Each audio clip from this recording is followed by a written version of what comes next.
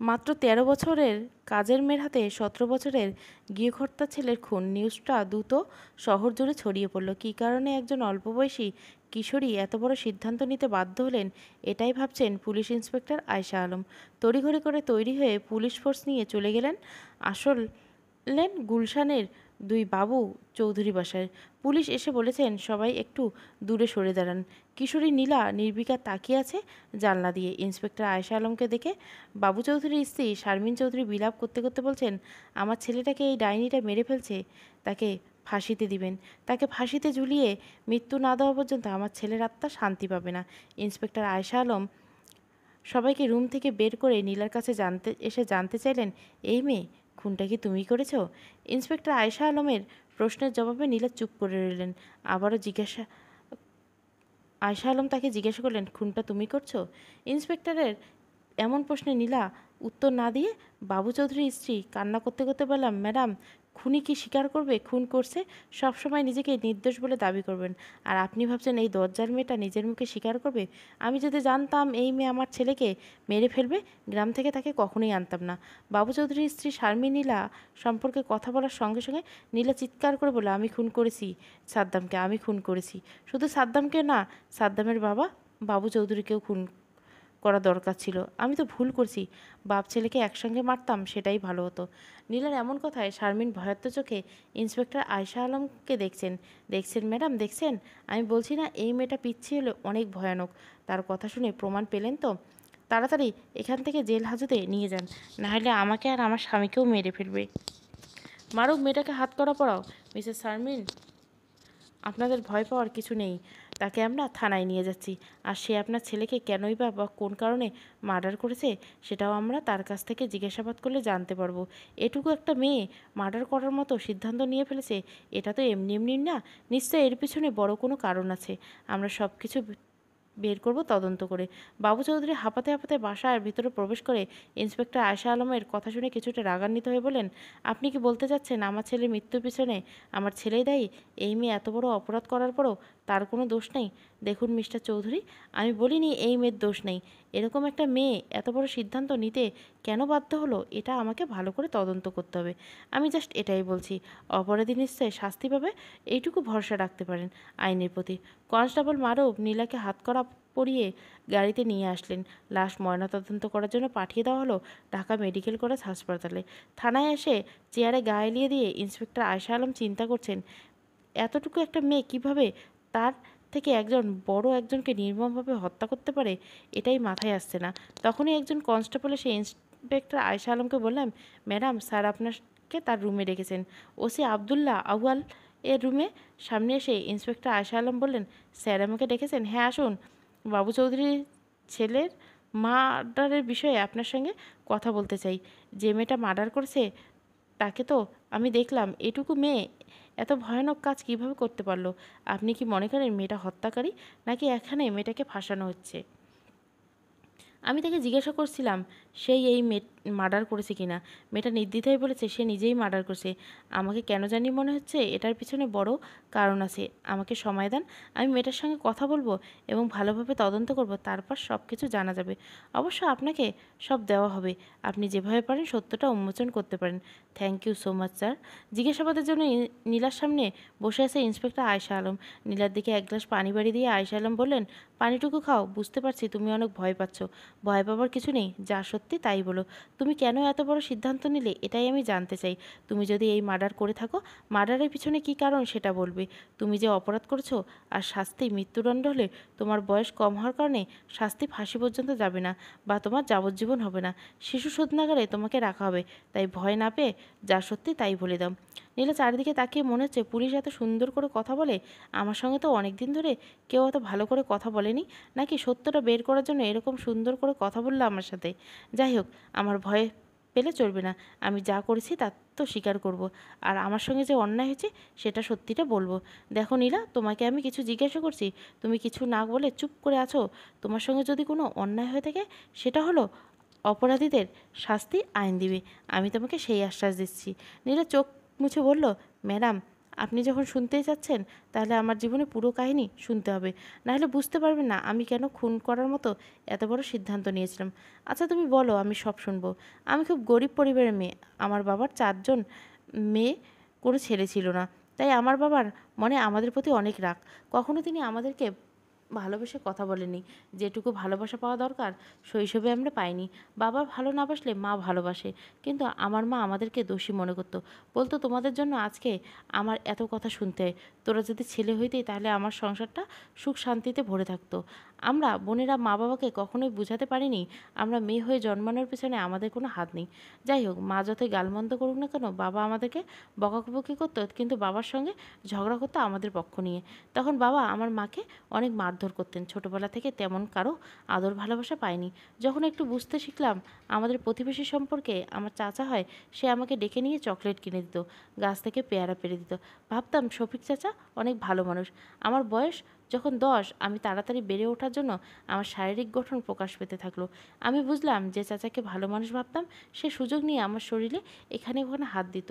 তখন থেকে ওই চাচার কাছে যাওয়া বন্ধ করে দেই। আমার পড়াশোনা করার ইচ্ছে ছিল। প্রাইমারি স্কুলে পড়াশোনা করতে কোনো টাকা লাগে না। এটা আমি অনেকভাবে আমার মাকে বুঝিয়ে প্রাইমারি স্কুলে ভর্তি হই। স্কুলে 5-এ পড়ার সময় স্কুল ছুটি হওয়ার পর আরও 2জন মেয়ের সঙ্গে আমি স্কুল থেকে বাড়ি আসতে চাচ্ছিলাম। তখনই শফিক চাচা ওই রাস্তা দিয়ে আসলো। বৃষ্টি আসবে বিদায় আমার সহপাঠী 2জন আমাকে রেখে দৌড়ে তাদের বাড়ির উদ্দেশ্যে চলে গেল। শফিক চাচাকে দেখে আমি কিছুটা ভয় পেয়ে গেলাম। শফিক চাচা আমার কাছে এগিয়ে এসে বলল, কিরে নীলা, তুই এখানে? আমার কাছে আসিস না কেন? আমাদের কাছে এখন অনেক বড় পেয়ারা পেকেছে, তোর জন্য রেখে দিছি। এই দেখ, এগুলো পেয়ারাগুলি নে। আমি তার কাছ থেকে পেয়ারা নিতে চাইলাম না। সে আমাকে ভালোভাবে বোঝালো আমি তাকে ভুল বুঝছি। সে আমাকে নিজের মেয়ের মতো ভালোবাসে। তার কথা বিশ্বাস করে আমি পেয়ারাগুলো নিয়ে বাসায় গেলাম। তার থেকে মাঝে মধ্যে শফিক চাচার সঙ্গে দেখা হয়। সে আমাকে এটা সেটা কিনে দেয়। বাড়িতে এসে বোনদেরকে দিয়ে এগুলো খাই। অভাবের সংসার হতে মা বাবা দেখেও কিছু বলে না, ভাবে কেউ যদি কিছু খেতে দেয়, খেতে পারলেই তো ভালোই হয়। একদিন সন্ধ্যার দিকে শফিক চাচা আমাদের বাড়িতে এসে মাকে বলল, ভাবি আমার শাশুড়ি অসুস্থ, তাই আমার বউ দুপুরের পরে বাপের বাড়ি চলে গেছে। ঘরের সব কাজ এলোমেলো হয়ে পড়ে গেছে। রাতে আমি কি খাবো সেটার কোনো ব্যবস্থা নেই। যদি নীলাকে বলতেন রান্নাঘরে থালা বাসনগুলো একটু ধুয়ে আসতো। মা আমাকে বললেন শফিক চাচার কাজগুলো করে দিয়ে আসতো। সন্ধ্যা হয়ে যাওয়ার পর আমি মাকে বললাম আমি এখন যাব না, কিন্তু মা আমাকে ধমক দিয়ে বসলো, মুখে মুখে তর্ক করিস? তোর চাচা তোকে নিজের মেয়ের মতো ভালোবাসে, কত কিছু কিনে দেয়, আর এইটুকু কাজ করতে পারবি না? তোরা এত নিমুখারাম কেন? মায়ের এই কথার পরে আমি আর কিছু বলতে পারলাম না। তাই বুদ্ধি করে ছোটো বোন রত্নাকে সঙ্গে করে যেতে চাইলাম, কিন্তু মা ছোটো বোনকে সঙ্গে নিতে দিল না। বললো সে আমার সঙ্গে কাজ করবে, তুই যা, আমি একটু পরে তোকে নিতে আসবো। আমি শফিক চাচার বাড়িতে গিয়ে দেখলাম রান্নাঘরে কিছু থালা বাসন পড়ে আছে। ওগুলো ধুয়ে চলে আসতে চাইলে শফিক চাচা বললো আমার রুমটা একটু ঝাড়ু দিয়ে বিছানাটা গুছিয়ে যা। আমার মনে একটু ভয় ভয় কাজ করতে পারলাম না। না করলে বাড়িতে গিয়ে মা বকা দিবে। রুমে ঝাড়ু দিয়ে যখন বিছানা গোছাচ্ছিলাম তখন শফিক চাচা পিছন দিয়ে এসে আমাকে ধরলো। আমি তাকে ছাড়ানোর চেষ্টা করলাম, কিন্তু সে কিছুতেই ছাড়ছে না। আমার মতো ছোট্ট একটা মেয়েকে এত বড় মানুষের প্রতিরোধ করা সম্ভব না। তাই আমি যত জোরে চিৎকার পারলাম চিৎকার করলাম। যখন আমি চিৎকার দিলাম শফিক চাচা আমার মুখ চেপে ধরলো। আমি নিরুপায় হয়ে আল্লাহকে ডাকতে শুরু করলাম। তখনই দরজার সামনে আমার মা এসে দাঁড়িয়ে বলল, শফিক তুমি আমার মেয়ের সঙ্গে কী করছো? আমার মেয়ের কণ্ঠ শুনে সঙ্গে সঙ্গে শফিক চাচা আমাকে ছেড়ে দিলেন আর হাসতে হাসতে বললেন, ভাবি নীলা বলেছিল শক্তিতে আমি নাকি তার সঙ্গে পারবো না, তাই তাকে ধরে সে আমার সঙ্গে পারে কিনা, কিন্তু একটু ধরতে আপনার মেয়ে তো ভয়ে কান্না করতেছে। আমার মা রুমের ভিতরে এসে আমাকে বিছানা থেকে টেনে তুলে শফিক চাচার গালে একটা থাপ্পড় মেরে বললেন, শয়তান, তুই আমার মেয়ের সঙ্গে এরকম অসভ্যতামি করতে পারলি? এখন আমি যদি না আসতাম আমার মেয়ের সর্বনাশ করে ফেলতি। তোকে বিশ্বাস করেছিলাম, ভেবেছিলাম তুই আমার মেয়ের নিজের মেয়ের মতো ভাবিস, কিন্তু তোর মনে যে এত কিছু ছিল আমি জানতাম। কখনোই আমার মেয়েকে এখানে আসতে দিতাম না। আমি এখনই আমার মেয়েকে নিয়ে চেয়ারম্যানের কাছে যাচ্ছি। তোর শাস্তি আমি দিয়েই ছাড়বো। আমার মা আমাকে নিয়ে ওই বাড়ি থেকে কান্না করতে করতে চলে আসছিল দেখে আমার বাবার সঙ্গে দেখা হয়। বাবা আমার মায়ের কাছ থেকে সব ঘটনা শুনে শফিক চাচার বাড়িতে গেলেন। কিছুক্ষণ পর আমার বাবা শফিক চাচার বাড়ি থেকে ফিরে এসে মাকে বলেন, যা হওয়ার হয়েছে, মেয়ে এখন বড় হচ্ছে, গ্রামের মানুষ যদি এগুলো শুনে মেয়ের মুখে চুনকালি পড়বে, কখনো বিয়ে দিতে পারবা? তাই চেয়ারম্যানের কাছে না গিয়ে চুপ হয়ে যাও। বাবার কথা শুনে আমার মা আশ্চর্য হয়ে গেল। নিজের মেয়ের সঙ্গে এরকম কিছু হয়েছে এটা শোনার পর কোনো বাবা কিছু না করে থাকতে পারে? তাই মা বাবাকে বকাবকি শুরু করলো। বাবা মার মুখ চেপে ধরে বলল, একদম চুপ, আর একটাও কথা বলবি না। 4টা মেয়ে জন্ম দিছে, 2টাকে তো কোনো কষ্ট করে বিয়ে দিছি। এই মেয়ের এরকম বদনাম হয়েছে জানার পর কেউ তো 2 মেয়েকে বিয়ে নেবে না। শোন, শফিক আমাকে 50,000 টাকা দিয়েছে, বলেছে এই কথা যেন কাউকে না বলি। তুইও চুপ হয়ে যা। 50,000 টাকা দিয়ে আমরা একটা ব্যবসা করে ভালোভাবে চলতে পারবো। বাবার এই কথা শুনে আমার মা চুপ হয়ে গেল। সে আর কোনো শব্দ করলো না। টাকা দিয়ে তারা মুখ যতই বন্ধ করে রাখুক, আমার চিৎকার আশেপাশে কয়েকজন শুনছিল। আস্তে আস্তে কথা 5 কান হতে শুরু করলো। আর তখন আমার বাবা মা মিলে সিদ্ধান্ত, আমাকে গ্রামে রাখবে না, শহরে পাঠিয়ে দিবে। নীলার কথা বলার মাঝখানে কনস্টেবল এসে বলল, ম্যাডাম, 2 দল মারামারি করে থানায় আসছে কেস লেখাতে, তাদের সামাল দেওয়া যাচ্ছে না, তাড়াতাড়ি আসেন। এতক্ষণে মনমুগ্ধ হয়ে নীলার কথা শুনছিল ইন্সপেক্টর আয়শা আলম। কনস্টেবল এর ডাকে হকচকিয়ে নীলা বললেন, আমি তোমার কথাগুলো পরে শুনবো, এখন যাচ্ছি। চিৎকার করে কাঁদছে নীলা। আল্লাহ তার ভাগ্য কেন এমন বানিয়েছে এটা ভেবে তার কষ্ট। যে বয়সে বই খাতা হাতে থাকতো সেই বয়সে তাকে জেল হেফাজতে থাকতে হচ্ছে। কেন এমন পরিবারে জন্ম হলো যে পরিবার তাকে আগলে রাখতে পারত? কান্না করলে ফ্লোরে শুয়ে পড়তো, ক্লান্ত শরীরে কখন যে ঘুমে চলে আসতো সেটা বুঝতে পারল না নীলা। ইন্সপেক্টর আয়শা আলম ডিউটি শেষে বাসায় চলে এলেন। বাসায় এসে কাজের মেয়ে সময়কে বলল খাবার রেডি করতে। নীলাকে দেখার পর থেকে আয়শা আলমের মনের অস্থিরতা কাজ করছে। একটা মেয়ের জীবনের এত কষ্ট, মা বাবা এত নিচু মন মানসিকতা হতে পারলে টাকার বিনিময়ে নিজের সন্তানের সঙ্গে করা অপরাধকে লুকিয়ে রাখতে পারে। ম্যাডাম, আপনার খাবার রেডি করছি, খেতে আসেন। সোমার ডাকে খাবার টেবিলে এসে বসে আয়শা আলম বললেন, সোমা, তোমার ভাইয়া বাসায় আসেনি? রুহান আর সাবিত কোচিংয়ে যাওয়ার আগে নাস্তা করে নিয়েছে। ভাইয়া একটু আগে বাসায় এসে আবার কাজে চলে গেছে, যেন জরুরি কাজ আছে বলেছে। রুহাত আর সাবির বাবা ওরা দুইজন কোচিংয়ে যাবার আগে নাস্তা করে নিয়েছে। খাবার শেষ করে আয়শা আলম রুমে চলে গেলেন। আগে সোমাকে বললেন, 1 কাপ চা দিয়ে যাও। তার প্রতিদিনের অভ্যাস, ঘুমানোর আগে 1 কাপ চা খেতে হবে। সোমা চা নিয়ে যাবার মুহূর্তে ইন্সপেক্টর আয়শা আলম জিজ্ঞেস করলেন, ম্যাডাম, আপনার কি মন খারাপ? জানো, চাকরি জীবনে 15 বছর হতে চললো, কোনো আসামিকে দেখে আমার এত কষ্ট লাগেনি যা আজ নীলা নামের একটা বাচ্চা মেয়েকে দেখেছে। কি বলেন ম্যাডাম, বাচ্চা মেয়ে জেল হেফাজতে কেন? সে মার্ডার করছে। হায় আল্লাহ! তার বয়স কত? 13 বছর। মেয়েটার জীবন অনেক কষ্ট, তার জীবনে পুরো কাহিনী শুনতে পেলাম না, কালকে শুনবো। রাত 2টার দিকে নীলার ঘুম ভেঙে গেল। তাকিয়ে দেখে 2জন মহিলা আসামি তার ছেলে। মহিলা 2জন কান্না করছে। নীলা শোয়া থেকে উঠে ঘুম ঘুম চোখে মহিলাদেরকে জিজ্ঞাসা করছিল, আপনারা এভাবে কান্না করেন কেন? কী অপরাধ করছেন? আপনাদের ধরে নিয়ে এসছে। মধ্যবয়স্ক মহিলাটি কান্না করতে করতে জবাব দিল, শয়তান আমাদের মাথায় চেপে ধরেছিল, তাই আমরা ভুল করে ফেলছি, এখন সারা জীবন জেল খাটতে হবে। মধ্যবয়স্ক মহিলাটির কথা শুনে কান্না করার কম বয়সী মহিলাটা চিৎকার করে বলল, কিসের ভুল করছো? কিসের শয়তান ধরছিল? তুমি নিজেই তো একটা শয়তান। তোমার বুদ্ধিতে আমার স্বামীকে আমি মারার জন্য মাথায় বাড়ি দিছি। এখন যদি সে মারা যায় আমার ফাঁসি হবে। তোমার মতো ডাইনিমা যদি মানুষের ঘরে থাকে তার কখনো সুখ শান্তি আসবে না। তোর জামাই তো দুশ্চরিত্র ছিল, তাই শায়েস্তা করার জন্য একটু ভয় দেখাতে বলেছিলাম। তোকে কি বলেছিলাম এত জোরে বাড়ি দিতে? আচ্ছা, এখন আল্লাহ কর সে যেন হাসপাতালে আছে। যদি না মরে তাহলে অল্পতেই ছাড়া পাবো। 2 মহিলার কথা শুনে নীলা বুঝতে পারল মা মেয়ে হয়তো এরা। মায়ের বুদ্ধিতে মেয়ে তার স্বামীকে মেরেছে, এখন স্বামীকে মেরে মেয়ে তার মাকে দোষ দিচ্ছে। তাই নীলা আর কিছু না বলে চুপচাপ শুয়ে পড়ল। পরদিন ইন্সপেক্টর আয়শা আলম এসে নীলাকে সামনে বসলো। নীলা বলল, কালকে তোমার সব কথা শুনতে পাইনি, এখন বলো। আমার মা বাবার ব্যবহারে সবসময় আমি কষ্ট পেতাম, সেটাও পেলেও মেনে নিতাম। মনে মনে করতাম আমরা 4 বোন, বাবা মা ছেলে নেই হয়তো এজন্য খারাপ ব্যবহার করে। কিন্তু টাকার বিনিময়ে মেয়ের সঙ্গে এত বড় হওয়া অন্যায় মুখ বুঝে সহ্য করে নেওয়া আমার প্রচণ্ড রাগ হলো মা বাবার প্রতি। মনে হচ্ছিল ওদের ঘরে জন্ম নেওয়ায় আমার ভুল হয়েছে। ভেবেছিলাম আত্মহত্যা করে ফেলি। পরক্ষণে আবার মনে হলো আমি আত্মহত্যা করলে এদের কোনো কিছু যায় আসে না, আর যে আমার সঙ্গে অন্যায় করলো তার শাস্তি হবে না। আমি একদিন ওই অমানুষ জানোয়ার শফিক চাচাকে শাস্তি দিব, তার জন্য আমাকে বেঁচে থাকতে হবে। সাবাস, তুমি আত্মহত্যা না করে খুব ভালো একটা কাজ করেছো। আত্মহত্যা কোনো সমস্যার সমাধান নয়, নিজে পরাজিত হয়ে দুনিয়া থেকে চলে যেতে হয়। হ্যাঁ, তারপর বলো। গ্রামে ঘুরতে গিয়েছিল বাবু চৌধুরী এবং তার স্ত্রী শারমিন চৌধুরী। একদিন তারা বাসায় এসে বললেন, নীলাকে আমরা আমাদের সঙ্গে নিয়ে যাব। তাকে কখনোই কাজের মেয়ের মতো আমাদের বাসায় রাখবো না। সবাই জানবে নীলা আমাদের আত্মীয়। আমরা নিজের মেয়ের মতোই নীলাকে বড় করব। আমার তো একটা মাত্র ছিল, কোনো মেয়ে নাই। নীলাকে আমরা মেয়ের মনে করে রাখবো। বাবু চৌধুরী আর শারমিন চৌধুরীর কথা শুনে বাবা অনেক খুশি হয়ে আমাকে তাদের সঙ্গে পাঠালেন। আমি শহরে আসতে না চাইলে আমাকে জোর করে তাদের সঙ্গে পাঠিয়ে দেওয়া হলো। আমাকে নিয়ে আসার সময় আমার বাবা হাতে বাবু চৌধুরীর টাকা দিয়ে বললেন, টাকাগুলো দিয়ে তুমি কিছু একটা করবে, টাকাগুলো আমি তোমাকে এমনিই দিলাম। আমি আবারও বুঝতে পারলাম টাকার বিনিময়ে আমাকে কাজের মেয়ে হিসাবে বিক্রি করে দেওয়া হলো এদের কাছে। আমার কিছু করার ছিল না, চোখের পানি ফেলা ছাড়া। মনে মনে এটুকু সান্ত্বনা নিলাম, আর যাই হোক, লোকগুলো যদি আমাকে একটু ভালোবাসা দেয় তাহলেই হবে। তবুও তো নিজের বাবা মার কাছে অনাদরে থাকতে হবে না। কিন্তু বাবু চৌধুরীর বাসায় আসার কয়েকদিনের মধ্যে আমার ধারণা পাল্টে গেল। বাসার সমস্ত কাজ আমার উপর চাপিয়ে দেওয়া হলো। কাজে একটু 19-20 হলে শারমিন চৌধুরী আমার গায়ে হাত তুলতেন, অকথ্য ভাষায় গালিগালাজ করতেন, আর বাবু চৌধুরী সময় সুযোগ পেলে শরীরে হাত দেওয়ার জন্য মুখিয়ে থাকতো। বাবার মতো বয়সী মানুষের কাছ থেকে এরকম আচরণে আমি সবসময় ভয়ে থাকি। এক রাতে আমি ঘুমিয়েছিলাম, বুঝতে পারি আমার শরীরে কেউ হাত দিছে। হঠাৎ করে ঘুম থেকে উঠে বসে পড়ি, দেখি বাবু চৌধুরী আমার পাশে বসা। আমার সজাগ হওয়া দেখে সে দাঁত পেশ করে হেসে বলল, ভয় পেও না, তোমাকে আমার খুব ভালো লাগে। তুমি যদি আমার কথা শোনো, তুমি যা চাইবে তাই এনে দেবো। তুমি যা খেতে চাইবে, যত টাকা লাগবে সব তোমাকে দেবো, শুধু আমার কথা রাখবে। আমি যা করতে চাইবো করতে দিবে। তোমার আন্টিকে বলবে না তাহলে কে? দেখবে তোমার সব ইচ্ছা পূরণ হয়ে যাবে। লোকটার বাজে ইঙ্গিত শুনে আমার মাথায় রক্ত উঠে গেল।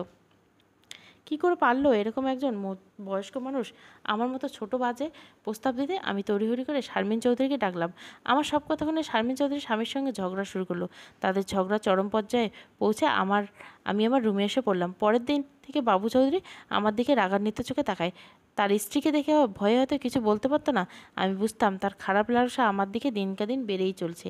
সেদিনের পর থেকে রাত হলে আমার রুমের বাইরে থেকে তালা মেরে রাখতো শারমিন চৌধুরী, যেন তার স্বামী কোনোভাবে আমার কাছে আসতে না পারে। তিনি হয়তো বুঝতেন তার স্বামী সুযোগ পেলে আমার ক্ষতি করবে। এভাবেই চলছিল কিছুদিন। সমস্যা তৈরি হলো বাবু চৌধুরীর ছেলে সাদ্দাম বাসায় আসার পর। বাপ যেমন বাজে চরিত্রের, তার ছেলের চরিত্রও যে আরও বেশি খারাপ। বাসায় আসার প্রথম দিনে সে আমাকে বাজেভাবে স্পর্শ করতে চাইছে। আমি যেটা বুঝে দূরে বজায় রাখতে চাইলাম। যখন আমি তার রুম পরিষ্কার করতে চাইতাম, তখন আমাকে বলতো আমার সঙ্গে সে বন্ধুত্ব করতে চায়, আমাকে ভালোবাসতে চায়। আমি কোনো কথা বলতাম না। তার রুমের কাজ করার সময় হঠাৎ করে একদিন রুমের দরজা বন্ধ করে দিয়ে আমি কিছু বুঝে ওঠার আগে তাকে জিজ্ঞাসা করলাম, রুমের দরজা বন্ধ করলে কেন? সেই বলে, তোমাকে একটু ভালোবাসা দিব। আমি তাকে বিছানায় ধাক্কা মেরে রুমের দরজা খুলে দৌড়ে চলে আসি শারমিন চৌধুরীর কাছে। তিনি তখন গল্পের বই পড়ছেন। আমাকে দেখে হাঁপাতে হাঁপাতে জিজ্ঞাসা করলেন, কী হয়েছে? তুই এভাবে হাঁপাচ্ছিস কেন?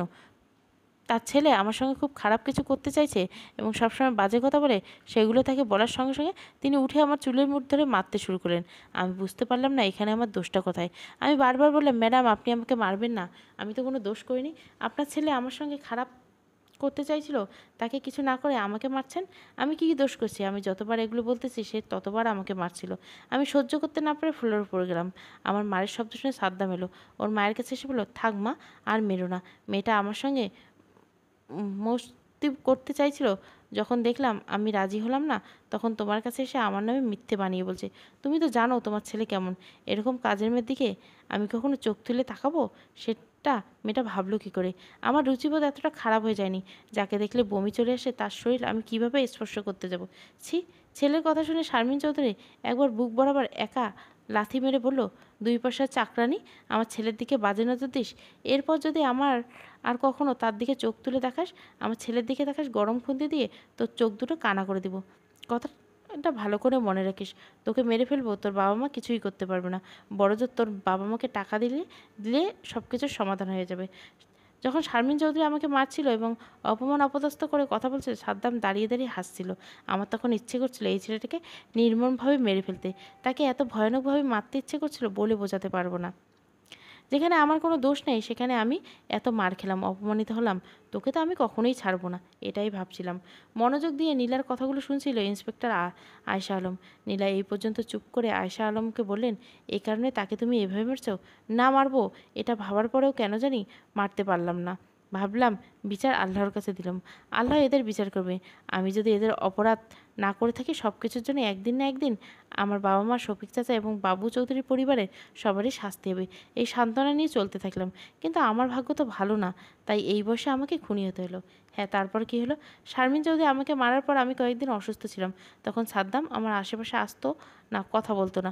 সুস্থ হবার পর থেকে আমাকে সে সুযোগ পেলেই আমাকে আজে বাজে কথা বলতো, আর বলে আম্মুর কাছে বললে কোনো লাভ হবে না, উল্টে তোকেই মার মার খেতে হবে, তাই আমি যা বলছি তাতে রাজি হয়। আমি জানি আমি শারমিন চৌধুরীকে বললে আমার কথা বিশ্বাস করবে না, তাই আমি সব কিছু সহ্য করে দিলাম। যেদিন আমি সাদ্দামকে খুন করলাম সেদিন শারমিন চৌধুরী উপরের ফ্ল্যাটে বেড়াতে গিয়েছিল, আর বাবু চৌধুরী বাসায় ছিল না। আমি রান্না করছিলাম, সাদ্দাম আমাকে এসে জড়িয়ে ধরে তার রুমে টেনে নিয়ে যাচ্ছিল আর বলছিল, আজকে তোকে আমি ছাড়বো না। এই দিনটার অপেক্ষায় ছিলাম, আম্মু বাসায় আসলে অনেকক্ষণ পর আসবে, এখন তোকে কে বাঁচাবে? আমি তাকে বললাম, আমাকে দেখলে নাকি আপনার ঘৃণা লাগে? আমি 2 পয়সার কাজের মেয়ে, তাহলে আপনি আমাকে স্পর্শ করছেন কিভাবে? এখন কি আপনার ঘৃণা করছে না? সে আমার খারাপ বকা দিয়ে মুখ চেপে ধরে। আমি কোনো উপায়ন্তর না পেয়ে রান্নাঘর থেকে ফল কাটা ছুরি নিলে সেটা দিয়ে নিলাম, কিন্তু সাদ্দাম সেদিকে খেয়াল করলো না। সে আমাকে টেনে হিঁচড়ে তার রুমে নিয়ে গিয়ে দরজা বন্ধ করতে চাইলো। আর আমি ভেবে নিলাম আজকে তার শেষ দিন।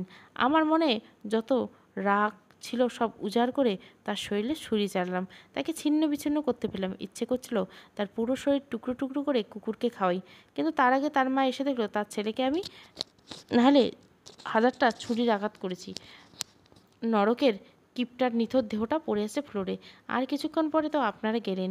আমি যদি সেদিন সাদ্দামকে না মেরে ফেলতাম, নিজেই আমাকে মেরে ফেলতো। নিজের ইজ্জত রক্ষা করতে এবং নিজের জীবন বাঁচানোর জন্য ওই শয়তানটাকে মেরেছি। নীলার কথা শুনে ইন্সপেক্টর আয়শা আলম আবেগপ্রবণ হয়ে গেলেন। নিজের চোখের পানি মুছে নীলার মাথায় হাত বুলিয়ে বললেন, তোমাকে আমার সান্ত্বনা দেওয়ার মতো ভাষা নেই। তারপর বলবো, তুমি যা করেছো সেটা অপরাধ। তোমার সঙ্গে যা হয়েছে সেটা আরও বেশি অপরাধ। আমি চেষ্টা করব তোমার শাস্তি যেন কম হয়, আর পরবর্তীতে তুমি যেন ভালোভাবে জীবনযাপন করতে পারো সেই ব্যবস্থা আমি করব। আমার 2টা পুত্র সন্তান, মেয়ে সন্তান নেই।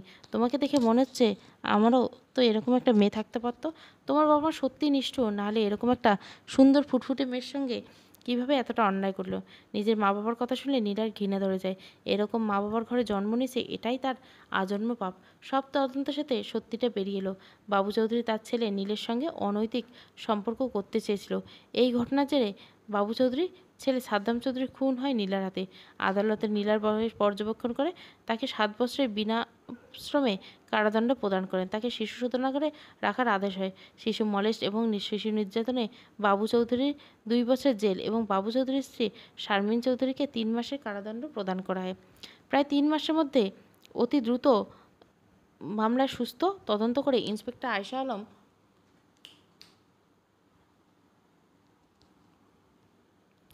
অপরাধীদের সঠিক শাস্তি পাইয়ে দেন। তিনি যেন কিছুটা হলেও স্বস্তি পান।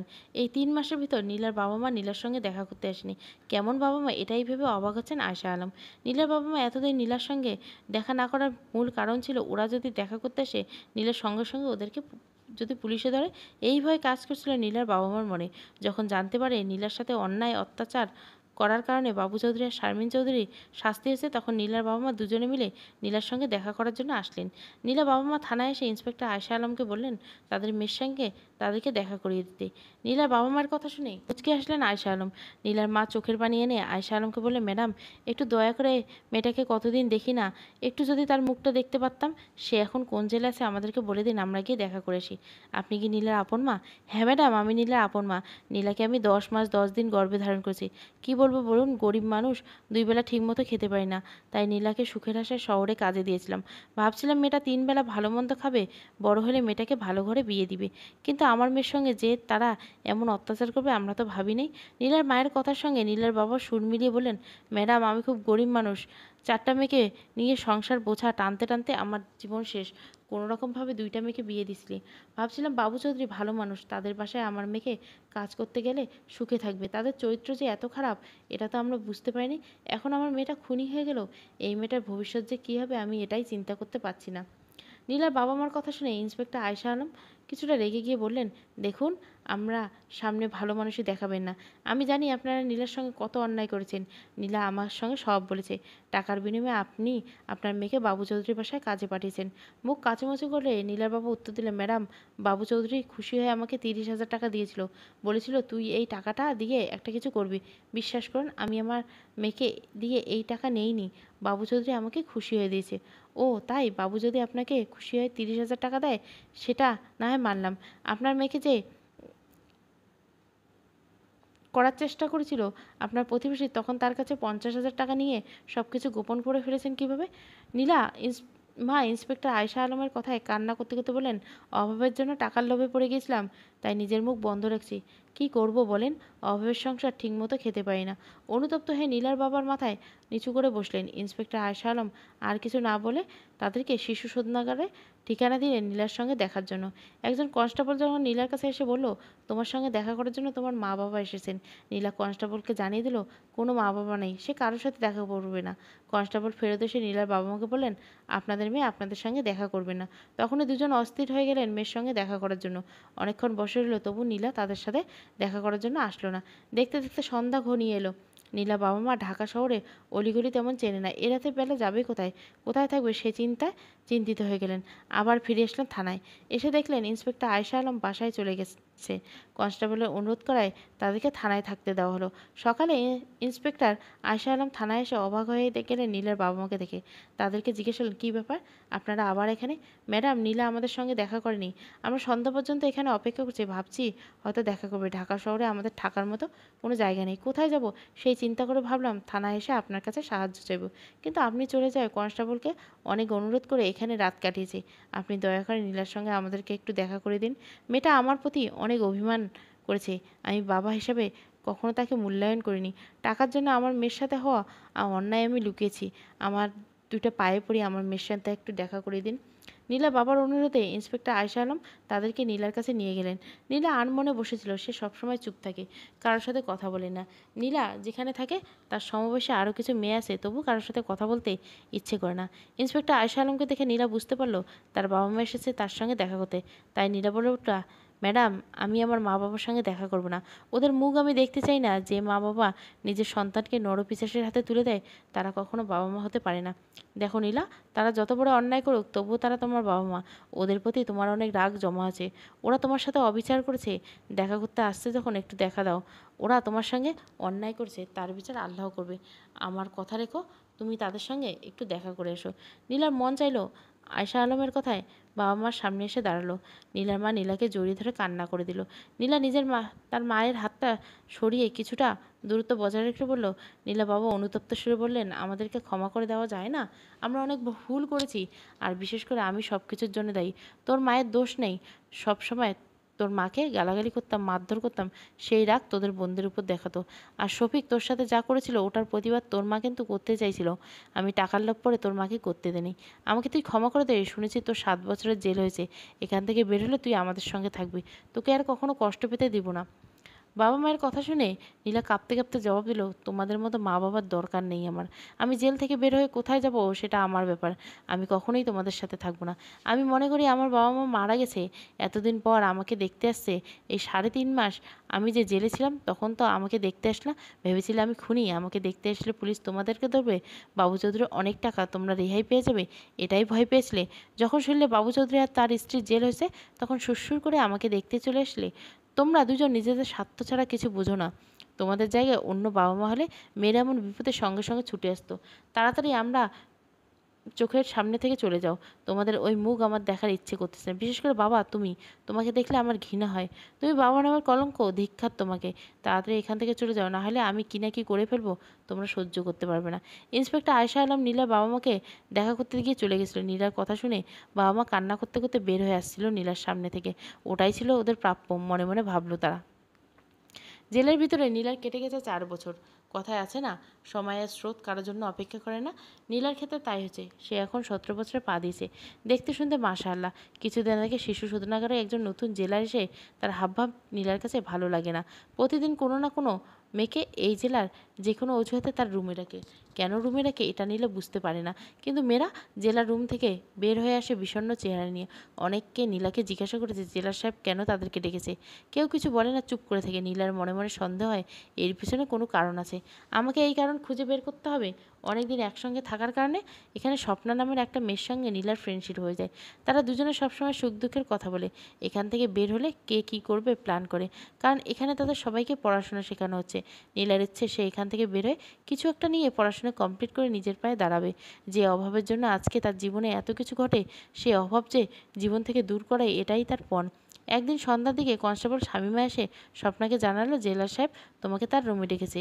কনস্টেবল স্বামী মার কথা শুনে স্বপ্না নীলার মুখের দিকে তাকালো। নীলা বুঝতে পারলো জেলা সাহেবের রুমে যেতে স্বপ্না ভয় পাচ্ছে। তাই সে বলল, ঠিক আছে, আমিও তোমার সঙ্গে যাব, তুমি যখন ভয় পাচ্ছ। নীলার কথা শুনে স্বপ্না বলল, ঠিক আছে, তাহলে চলো আমরা একসঙ্গে যাই।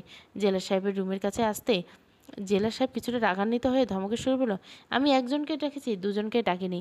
জেলা সাহেবের কথা শুনে নীলা বলল, স্যার প্রবলেম কি? দুজন আসলে স্বপ্নাকে ডেকেছেন, কি বলবেন আমার সামনে বলুন।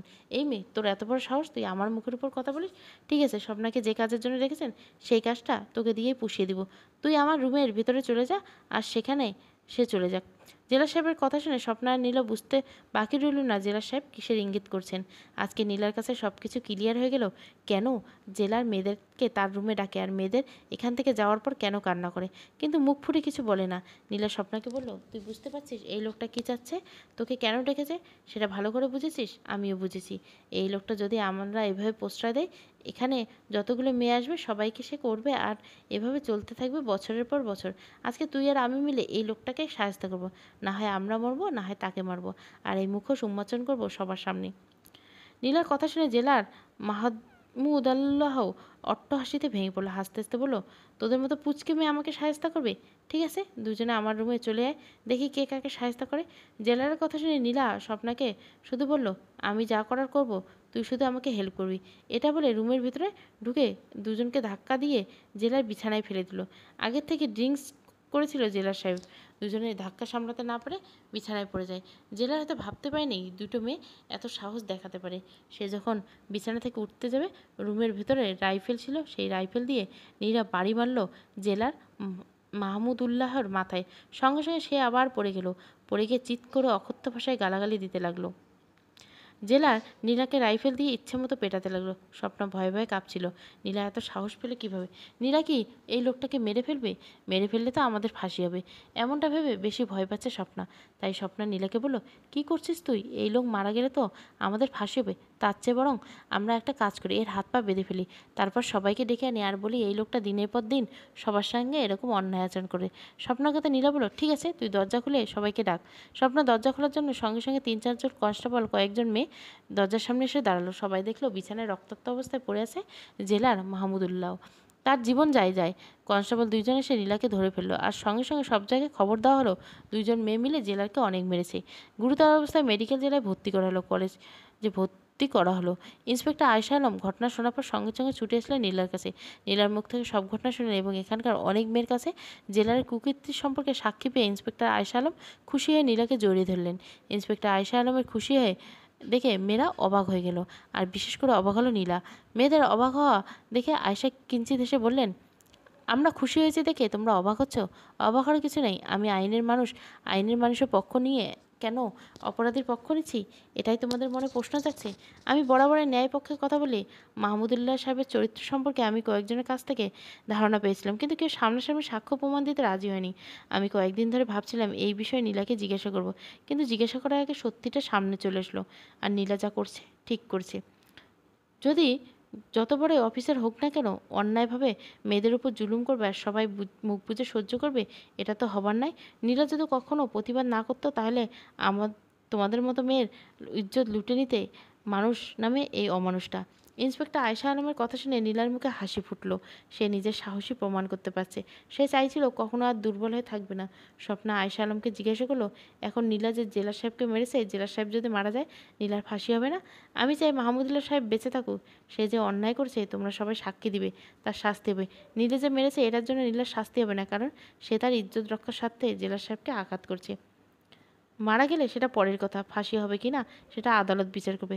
চাইবো জেলা সাহেব বেঁচে থাকুক এবং তার উপযুক্ত শাস্তি হোক, সেটা থেকে 10 জন উচ্চপদস্থ কর্মকর্তা শিক্ষা নিক। 1 মাস পর জেলার মাহমুদুল্লাহ সুস্থ হয়ে আদালতে উপস্থিত হলেন। শিশু শোধনাগার প্রায় 19 জন মেয়ের সাক্ষীতে প্রমাণিত হয় জেলার মাহমুদুল্লাহ মেয়ের সাথে জোরপূর্বক অনৈতিক কাজ করতেন। ভয় দেখে মেয়ে মুখ খুললে নীলার উদ্যোগে এই ভয়ানক সত্যিটা সবার সামনে এলো। নীলার সাহসী উদ্যোগের জন্য সরকার তাকে নারী খেতাব প্রদান করলেন এবং 1 বছরের শাস্তি কমিয়ে তাকে মুক্তি করা হলো। জেলা মাহমুদুল্লাহ নামে মামলা দায়ের করা হলো এবং তাকে চাকরি থেকে অব্যাহতি দিয়ে আদালতে প্রেরণ করা হলো। নীলা জেল থেকে মুক্তি পেয়ে কোথায় যাবে এই চিন্তা করছিল। তখন ইন্সপেক্টর আয়েশা আলম নীলাকে বলেন, তোমার যদি সমস্যা না হয় তাহলে আজ থেকে তুমি আমার কাছে থাকবে, আমার মেয়ে হিসেবে। তুমি যতটুকু পড়াশোনা করতে চাও আমি তোমাকে পড়াশোনা করাবো। তুমি নিজের পায়ে না দাঁড়ানো পর্যন্ত তোমার সমস্ত দায়িত্ব আমার। আয়েশা আলম এর কথায় নীলার মাথা থেকে নিমেষে সব চিন্তা দূর হয়ে গেল। সে কান্নাজড়িত কণ্ঠে কৃতজ্ঞতা জানালো ইন্সপেক্টর আয়েশা আলমকে। আয়েশা আলম একটু রাগ দেখিয়ে নীলাকে বলেন, এই মেয়ে, তুমি আমার কাছে কৃতজ্ঞতা প্রকাশ করবে না। আমি তোমার জন্য যা করব সেটাকে আমার মেয়ে ভেবে করব। আমার 2টা ছেলে, মেয়ে নেই। তোমাকে আমি মেয়ের আসনে বসেছি। আজ থেকে তুমি চাইলে আমাকে মা বলে ডাকতে পারো। নীলার সঙ্গে সঙ্গে ইন্সপেক্টর আয়েশা আলমকে জড়িয়ে ধরে মা বলে ডেকে উঠল। আয়েশা আলম পরম মমতায় বুকে জড়িয়ে নিল নীলাকে। মাথায় হাত বোলাতে বোলাতে বলল, ছোট থেকে মায়ের আদর পাসনি, এখন দেখবি মায়ের আদর কেমন। নীলা ছোট বাচ্চাদের মতো মায়ের ভালোবাসা পাবার আনন্দে চোখ চিকচিক করে উঠল। সমাপ্ত। ফুলকি। গল্পটা ভালো লাগলে অবশ্যই লাইক, শেয়ার এবং সাবস্ক্রাইব করবেন। Thank you for watching.